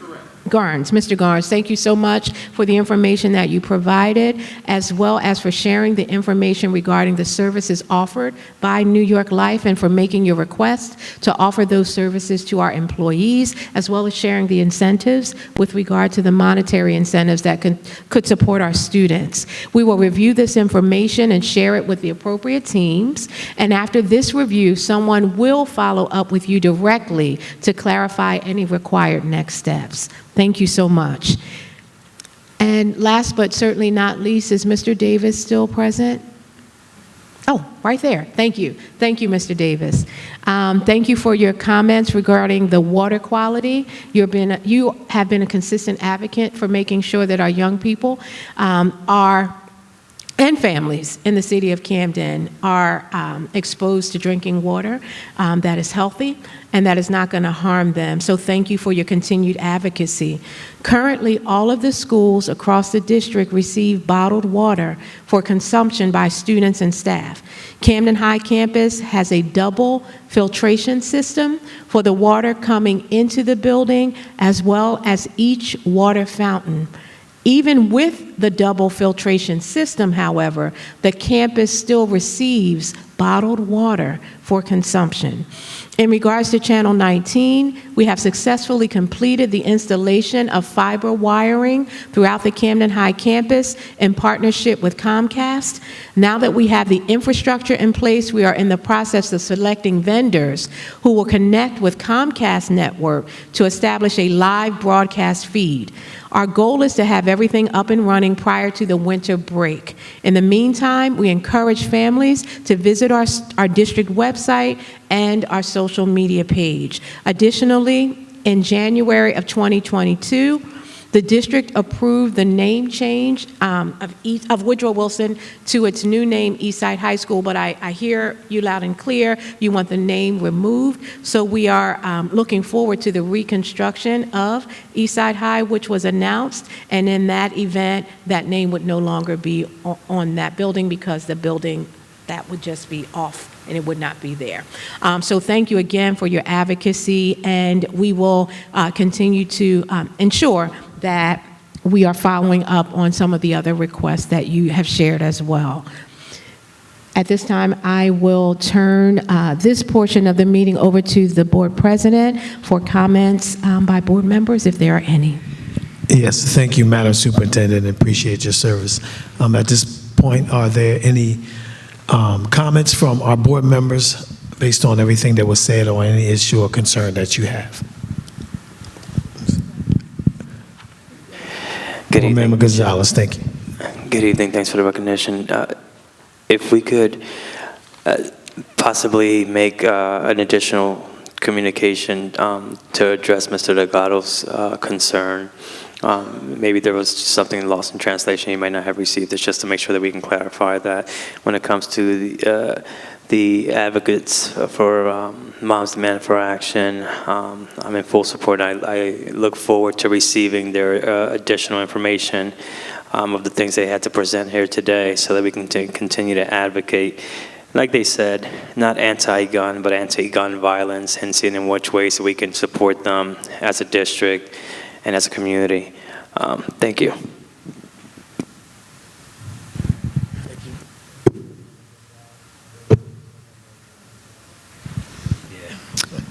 First, Madam Superintendent, I want to just say thank you to you and your administration for continuing to move the district forward. I also want to say congratulations to Cooper's Point for their parent involvement and wanting to encourage all of our parents to get involved. I feel like that's something that we really need to push. Per your report and the test scores, I'm just looking forward to finding innovative ways to make sure we continue to boost those numbers.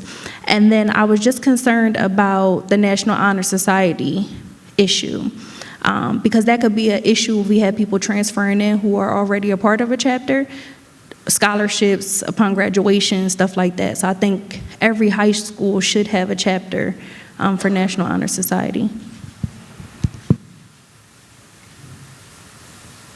Thank you, Board Member Gillespie. Anyone else? Comments? Okay. Yes, sir. Board Member Hudson. Thank you, Board President. I just want to just shout out everybody, my fellow board members, the superintendent, her team, all of our teachers, community members on, the CUSAC scores, the increases. Everybody definitely should give themselves a round of applause for the unwavering commitment to our children and improving the quality of education for them. So, let's just keep the ball moving. And, I was, very happy to see that. Thank you. That's it. And just ending out the portion of the board member, I just want to say, first, I want to acknowledge again on behalf of the Advisory Board of Education, the passing of our former superintendent of schools, Dr. Roy Dawson, and the young man that y'all featured up front, and as well as Master Robert Dickinson. I know Sister Naima had been taking the lead on that as our board liaison with them and the family, that we are very saddened and appreciate the service of all those who were spoken of. It was saddened by the young man who passed. So I just wanted to announce that as a board member as well. Moms Demand Action, appreciate you guys' work. I worked with you for many years with Cure for Camden, and we know that gun violence is, we got to do more to talk about gun violence, but I think also with gun violence, the knowledge of self, as we celebrate this month, Hispanic Heritage Month, as we encourage the knowledge of self and self-awareness and love of self and awareness of our community, that we all can help do that. All of these wonderful individuals up here do a lot to help to combat gun violence in our own prospective ways with Dare to Dance and Rising Leaders and the work that Clayton does, and also Ms. Karen and Mr. Hudson and others as well who is not present tonight, to continue to put all hands on deck to deal with gun violence that's tearing up our country and eating it up from the inside. And just want to say again, echo to what some of our board members already said about those CUSAC scores. I've been here on the district for a few years, and is encouraging, although we got to continue to do more, but it's very, very encouraging. And on the other scores, I echo what other board members had already said, that our plea, we have back with the district, but I always take this opportunity to speak to the community and the parents there, and they are listening, that it is a full-fledged effort of dealing with our young people's test scores, that what we do with parent engagement at home, which is very, very important to children's education. Even when our young women are carrying a child, to read to our children, do more reading to our children, less technology, more reading, more books, and more community activity, as well as sports, music, dance, and other things. And just encourage our communities, put all hands on deck. We just can't look at the educators, although we put a lot on educators, to do our part, that we too as a community must step up as parents, grandparents, uncles, aunties, community leaders, neighborhoods, neighborhood leaders, all of us, elected officials, put all our hand on deck to make sure that our young people have a brighter future. Thank you, and God bless. Thank you, Board President. I have taken notes on everything that the board has shared. Thank you, first of all, for acknowledging the efforts of the district, but thank you for your advisory stance and your guidance, your advice, your guidance, your pressure testing, your tough questions, because continuing to ask those tough questions and holding the district accountable is what's going to continue to drive us forward as we move towards sustainable local control. So I'm grateful for the leadership of this board and for the input and support of the board members in making sure that we are all working together to move the district forward and to move back to sustainable local control. I did take notes, Board Member Gonzalez, as well as Board Member Gillespie on the follow-ups, and we will be looking into those areas. And I want to just again continue to let you know that we will continue to work hard to see improvements in our students' academic outcomes. At this time, I'll turn the meeting over to our board secretary to present the agenda items. Yes, absolutely. Madam Superintendent, if I may, before, I just want to acknowledge a former board member, Mr. Delgado here, and thanking him for his advocacy, as well as a longtime advocate here in the city of Camden, Brother Mongalisa Davis, that we hear you, and we listening well, and we definitely appreciate what you guys do to make sure that we don't fall asleep at the wheel. Appreciate you.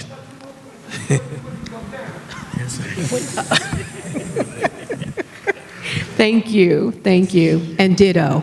All right, and so at this time, I'll turn it over to our board secretary to present the agenda items. Thank you, Superintendent. Thank you, Superintendent. Ladies and gentlemen, this evening I present to you our Finance and Operations agenda items, which also includes the ratification of our September board report, and also includes the memorialization of the memorial resolution honoring Dr. Dawson, which was approved in part of the September board report. At this time, I'll now turn it back over to the Superintendent.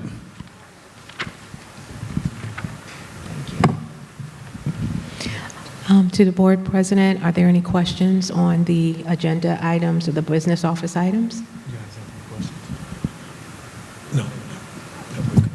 Okay, thank you. At this time, if there are no questions on the business office items, I turn it to the board secretary. Or did I?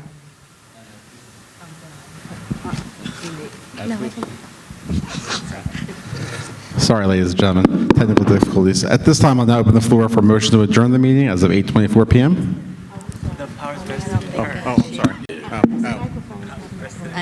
My apologies. Forgive me. We need to make sure that everything is approved. So in accordance with the powers vested in the State District Superintendent under Title 18A, I hereby approve today's superintendent's agenda items and business office agenda items. Turning it back to the board secretary for adjournment. Thank you, Superintendent. And now we'll open the floor for a motion to adjourn the meeting as of 8:24. We have a motion by Mr. Gonzalez and a second by Mr. Hudson. All in favor? Aye. Any opposed?